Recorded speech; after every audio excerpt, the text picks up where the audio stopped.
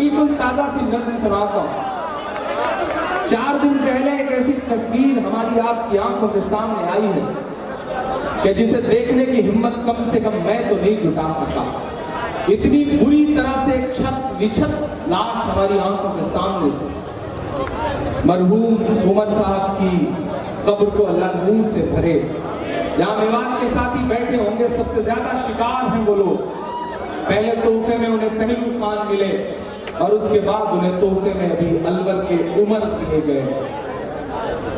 लेकिन उससे भी, उस खबर से भी कहीं ज्यादा दर्दनाक खबर उनकी मौत के तुम। एक जवाब आपको देना चाहता हूँ कि फिर एक बच्चे ने लाशों के ढेर पर चढ़कर ये कह दिया कि अभी खानदान बाकी है।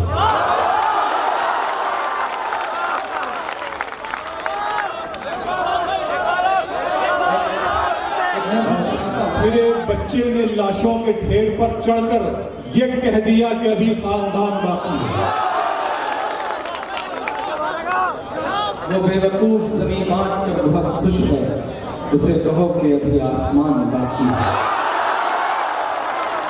उन्हें बताया जाए, उन्हें सुनाया जाए। मैं एक नज़्म पढ़ता हूँ, मेरे एहसास पर थोड़ी देर सफर करिएगा, मेरे साथ सफर करिएगा। कि जिनको काटा गया नफरतों के सबब, जिनको काटा गया नफरतों के सबब, मैं खड़ा हूँ हर ऐसे शजर के लिए। जिनको काटा गया नफरतों के सबब, मैं खड़ा हूँ हर ऐसे शजर के लिए। मैं खड़ा हूँ हर ऐसे शजर के लिए। कल तलक मैं खड़ा साथ पहलू के था, कल तलक मैं खड़ा साथ पहलू के था। आज फिर से खड़ा हूँ उम्र के लिए। कल तलक मैं खड़ा साथ पहलू के था, आज फिर से खड़ा हूँ उम्र के लिए। 5 बेटियां बिन ब्याही, 4 बेटे, 9 बच्चों के सर से एक झटके में साया छीन लिया है। 70 साल की बूढ़ी माँ चंदनी। कभी कभी सोचता हूँ, लगता है कि हम कौन सा हिंदुस्तान बना रहे हैं, हम कौन सा ख्वाब भूल रहे हैं। मैं पढ़ता हूँ साहब कि जिनको काटा गया नफरतों के सबब, मैं खड़ा हूँ हर ऐसे शजर के लिए। मैं खड़ा हूँ हर ऐसे शजर के लिए। कल तलक मैं खड़ा साथ पहलू के था, आज फिर से खड़ा हूँ उम्र के लिए। कि एक बूढ़ी सी माँ की कहानी है ये, आंसुओं संग सबको सुनानी है ये। अरविंद भाई, आपको याद होगा जब 2 साल पहले पहली बार मैं इस मुशायरे में आया था, तो आप उस वक्त ताजा मुख्यमंत्री बने थे दिल्ली के। और वही वो लम्हा था जब अखलाक साहब को अफवाह के नाम पे मार दिया गया था। दूसरी बार जब पिछली बार में आया, तो उसी गाय की अफवाह के नाम पर यहाँ से 1000 किलोमीटर दूर मिनहाज अंसारी को झारखंड में मार दिया गया था। आज मैं फिर खड़ा हूँ। इस मुशायरे का एक अजीब सा रिश्ता है। मैं 2 बार आया। पहली बार जब आया तो मुझे पता चला कि मरहूम अखलाक साहब के परिवार में इतना बड़ा हादसा हुआ है। मुझे अमानत साहब ने जो कुछ लिफाफा दिया, मैं सीधे लेकर के मरहूम अखलाक साहब के बेटे सरताज के पास गया और चुपके से मैंने उनसे कहा कि मैं कुछ बहुत तो नहीं कर सकता, लेकिन मेरी तरफ से आपके परिवार के लिए छोटी सी भेंट है, उसे रखिएगा, शायद जब मुझे मरहूम लगाने के काम है। अगली बार जब मैं आया तो मिनहाज अंसारी हमें तोहफे में मिल चुके थे, जिनकी 2 महीने की दुधमुही बच्ची थी। मुझे उसी वक्त यश भारती अवार्ड मिला था, मुझे 50,000 रुपए हर महीने पेंशन मिला करती थी। मैंने ऐलान किया कि मैं इस मुशायरे का पूरा पेमेंट जाऊंगा मिनहाज के परिवार को दूंगा, और बच्ची को हर महीने अपनी तरफ से 2,000 रुपए इंशाअल्लाह जब तक इसकी शादी नहीं हो जाएगी तब तक दूंगा। कोशिश कर रहा हूँ कि उसे निभा सकूं। आज कुछ बहुत ज्यादा तो नहीं कर सकता, लेकिन आज मुझे इस मुशायरे का जो भी पेमेंट मिलेगा इंशाअल्लाह, जो मरहूम अखलाक साहब का छोटा सा बेटा पैदा हुआ है, महज 3 दिन का है, मैं इंशाअल्लाह उमर साहब का जो बेटा पैदा हुआ है पूरा का पूरा पेमेंट जो है इंशाअल्लाह मैं उस मरहूम के बेटे को देने के लिए मुझे जरूरत पड़ी तो उनको घर जाऊंगा इंशाअल्लाह दुआ करते हैं। और आपसे भी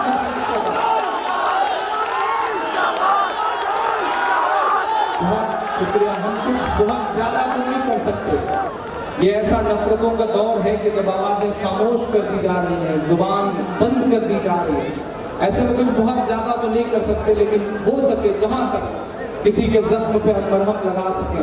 आप सोचिए कि एक अकेला कमाने वाला और 9 बच्चों का परिवार कैसे जिंदगी गुजरेगी। कुछ नहीं कर सकते तो कम से कम हम पैसे से ही उनकी मदद कर सके। मैं आपसे भी गुजारिश करूंगा कि आपसे जो बन पड़े अपने तौर पर उनकी मदद जरूर करिएगा।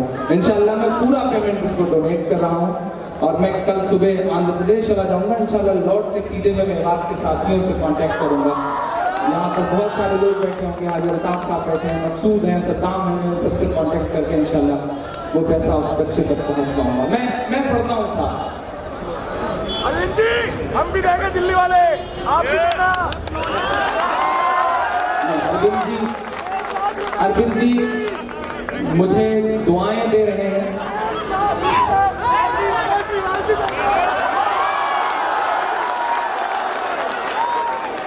बहुत शुक्रिया, ये जज्बा बचाए रखें। अरविंद जी इसलिए इस पर काम कर रहा हूँ कि पिछली बार जब मरहूम पहलू जो अलवर मेवात के पास के थे उनको जब मारा गया, तो मुझे किसी ने एक खबर भेजी, किसी अखबार की कटिंग थी कि 85 साल की एक बूढ़ी माँ है उनकी, जो दोनों आंखों से अंधी है। 85 साल की बूढ़ी माँ और दोनों आंखों से अंधी। तो मुझे अजीब सा लगा, मुझे लगा कि उस माँ से मिलने जाना चाहिए। मैंने फेसबुक के जरिए अपडेट किया और मैंने अपने दोस्तों से अपील करी कि चलिए उस माँ की मदद करने चलते हैं।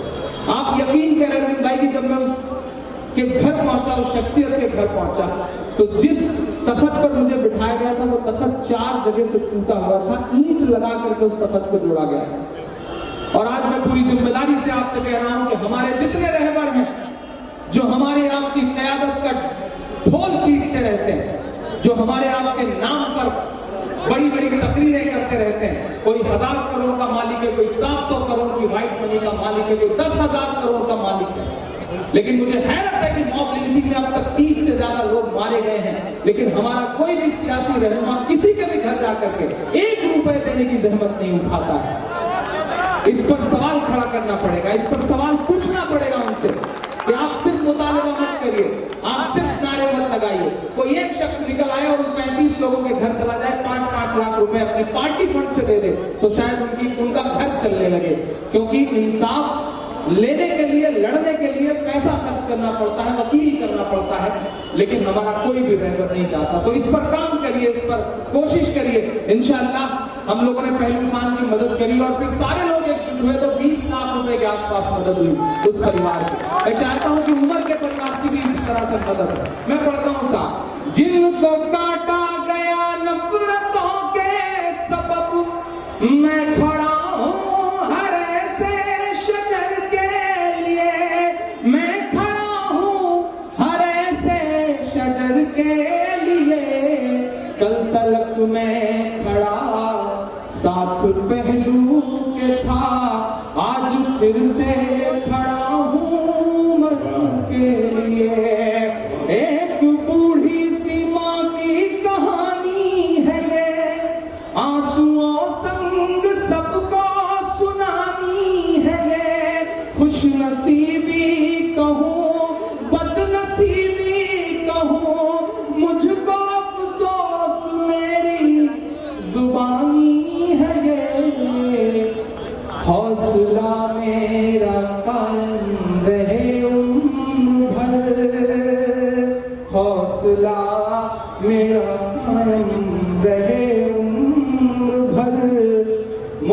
मुंतज़िर हूँ दुआ के असर के लिए, दुआ के असर के लिए आज फिर से खड़ा हूँ मन के लिए।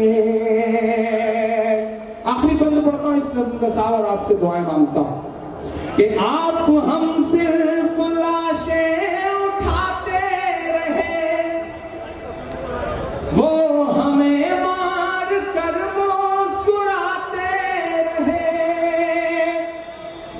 आप हम सिर्फ लाशें उठाते रहे, वो हमें मार कर मुस्कुराते रहे, वो हमें मार कर मुस्कुराते रहे। और सियासत की बेशर्मियां देखिए, आपके कातिलों को बचाते रहे। आप हम सिर्फ लाशें उठाते रहे, वो हमें मार कर मुस्कुराते रहे। और सियासत की बेशर्मियां देखिए, आपके कातिलों को बचाते रहे, आपके कातिलों को बचाते रहे। मुझको अब रास्तों से डराओ नहीं, मुझको अब रास्तों से डराओ नहीं।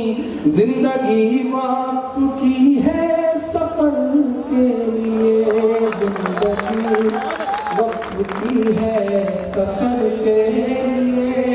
आज फिर से खड़ा हूँ उम्र के लिए।